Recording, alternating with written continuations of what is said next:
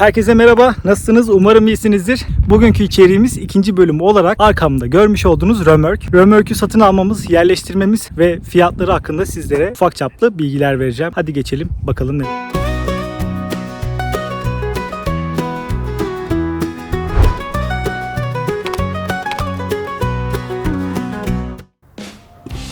İzmit'ten aldığımız Tin House şasisini Muğla Ula'nın dar sokaklarından geçirip tarlamıza ulaştırdık.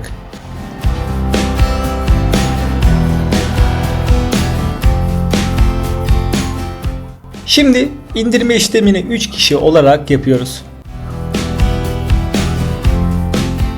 Şaseyi dikkatlice indirip tarlada yerleştireceğimiz alana kadar iterek taşıyoruz.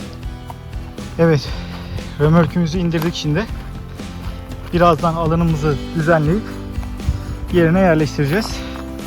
Sizlerle de bu anları hızlandırılmış bir şekilde paylaşacağım.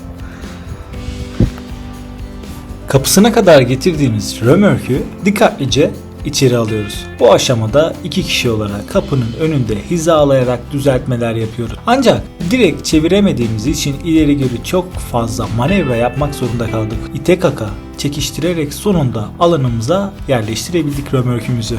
İzmit'ten Yüksel Römork firmasından aldığımız Furkan Yüksel ile iletişimde kalarak kapıda ödeme imkanıyla güven içinde teslimatı gerçekleştirdik. Römork'ü 60.000 TL'ye aldık. 10.000 TL nakliye ücreti ödedik. Bu da oldukça ekonomik. Bu ayaklarıyla dengeyi sağlıyoruz. Su terazisiyle teraziye getirip üst aşamalara geçiyoruz. Görmüş olduğunuz römorkümüzü yerleştirdik. Bundan sonraki aşamalarımız şöyle olacak. İlk önce zemin kaplamasını yapacağız. Zemin alanı elimizde önceki barakamızdan sökmüş olduğumuz OSB'lerimiz ile yapacağız. Alt tarafına aynı şekilde barakamızın alt tarafında su ve haşerelerden uzak tutmak için koyduğumuz yalıtım vardı. Onu koyacağız. Üstüne de şarlama ile bir kapatıp su yalıtımı yapmayı planlıyoruz. Bundan sonraki aşamada ise aynı şekilde bizim baraka, altını çiziyorum, barakamızın söktüğümüz 6 parçadan oluşan yan panellerini tek tek çevresine uygun bir şekilde yerleştireceğiz. Yerleştirdikten sonra eksik kalan veya fazla olan kısımları kesip hesabını, kitabını yapıp çevresini tamamlayacağız. Çevresini tamamladıktan sonra çatı işlemine geçeceğiz ve çatıdan sonra da lambire ile çevresini kapatacağız. Yani 4 duvarını kapatacağız. Evet, barakaydı, artık Tin House'a dönüyoruz. İlerleyen bölümlerde hepsini parça parça çekip sizlerle paylaşacağım.